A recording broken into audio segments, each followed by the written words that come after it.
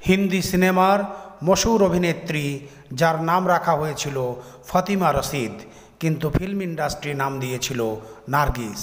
নার্গিসজির জন্ম হয় 1 জুন 1929 সালে। এটা দেখার বিষয়, মাত্র 6 বছর বয়সে শিশু শিল্পী হিসাবে নার্গিসজি অভিনয় করা আরম্ভ করেন, আর সেই ছবির নাম ছিল তালাশে হক, যেটা 1935 সালে তৈরি হয়েছিল। নার্গিসজির জন্ম হয় কলকাতায়। তার মা চন্দনবাই এক হিন্দুস্তানি ক্লাসিক্যাল সিঙ্গার ছিলেন এবং বাবা ছিলেন ডাক্তার। তার নাম ছিল উত্তমচন্দ্র মোহনচন্দ্র এবং ভাই আনোয়ার হোসেন ফিল্মের অভিনেতা ছিলেন। মাত্র 6 বছর বয়সে বেবি নার্গিস নামে ফিল্মে অভিনয় করা শুরু করেন, কিন্তু সবাই তাকে নার্গিস নামে ডাকত। আর 14 বছর বয়সে মেহবুব খানজি হিরোইন হিসাবে তাকে ছবিতে নেন। ছবির নাম ছিল তকদীর।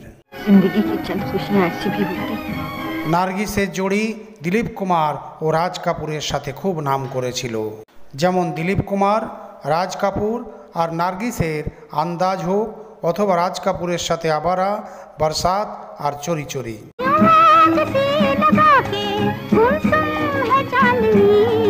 এই গল্প মশহুর ছিল।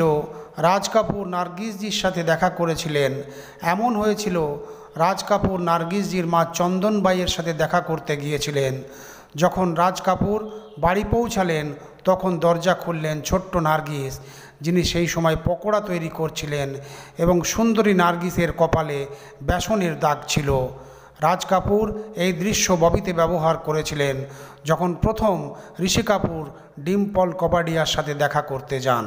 ऋषि कपूर डिम्पल कपाड़िया से मिलने जाते हैं। ठंडी हवा के झोंके सिर्फ महसूस किया जाता। রাজ কাপুর আর নার্গিসের ছবি চোরি চোরি শ্রোতা দর্শকদের মুগ্ধ করেছিল, যেখানে নার্গিস রোম্যান্টিক হিরোইন হিসাবে ফিল্ম ইন্ডাস্ট্রিতে নাম করে নিয়েছিলেন। আর সেই সময় মেহবুব খান এক ভিন্ন ধরনের ছবি তৈরি করতে শুরু করেন। ছবির নাম ছিল মাদার ইন্ডিয়া।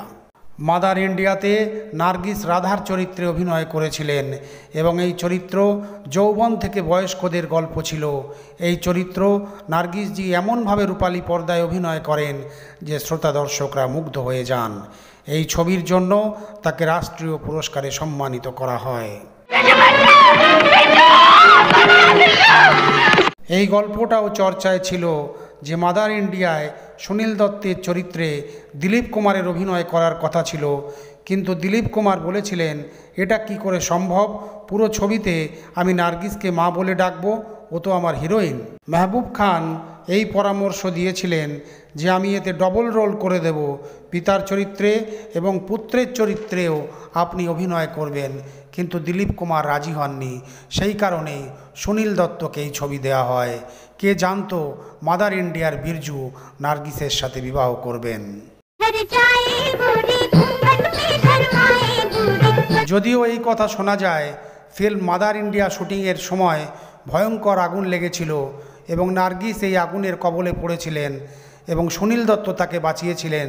এই কারণেই নার্গিসজি সুনীল দত্তকে বিবাহ করেছিলেন, কিন্তু সুনীল দত্ত এই কথা অস্বীকার করেন। তিনি বলেছিলেন আমি নার্গিসকে পছন্দ করতাম। ফিল্ম মাদার ইন্ডিয়াতে অভিনয় করার সময় আগুন অবশ্যই লেগেছিল, কিন্তু সেই কারণে আমাদের বিবাহ হয়নি। নার্গিস যখন আমার বোনের চিকিৎসা করেছিল, তখন আমি ভেবেছিলাম যে নার্গিস শুধু আমার খেয়াল নয়, আমার পুরো পরিবারের খেয়াল রাখবে। তখন আমি নার্গিসকে বিয়ের প্রস্তাব দিয়েছিলাম। 11ই মার্চ 1958 সালে সুনীল দত্ত ও নার্গিসের বিবাহ হয়।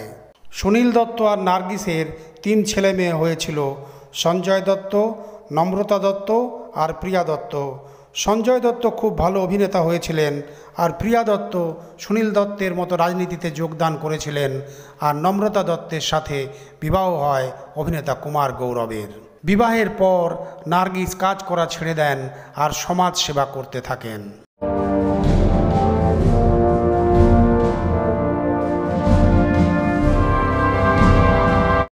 নার্গিস দত্তকে রাজ্যসভার জন্য মনোনীত করা হয়েছিল এবং তিনি পার্লামেন্টেও যেতেন, কিন্তু সেই সময় তার শরীর খুব খারাপ হয়, তার ক্যান্সার হয়েছিল। তার চিকিৎসার জন্য আমেরিকায় গিয়েছিলেন এবং যখন ফিরে আসেন তখন ভয়ঙ্কর কোমায় চলে যান। নার্গিসজির ইচ্ছা ছিল ছেলে সঞ্জয় দত্তকে ফিল্মের পর্দায় দেখা এবং সঞ্জয় দত্তের ছবি রকির প্রিমিয়ারে অবশ্যই যাব বলেছিলেন নার্গিস দত্ত। আমার শরীর যতই খারাপ হোক আমাকে হুইল চেয়ারে করে নিয়ে যাবে, আমি আমার ছেলেকে ফিল্মের পর্দায় দেখতে চাই। কিন্তু তার ভাগ্য অন্য কিছু চেয়েছিল। ফিল্ম রকি রিলিজ হয়েছিল 7ই মে 1981 সালে। এর কিছুদিন আগে 3রা মে 1981 সালে নার্গিসজি এই দুনিয়া ছেড়ে চলে যান।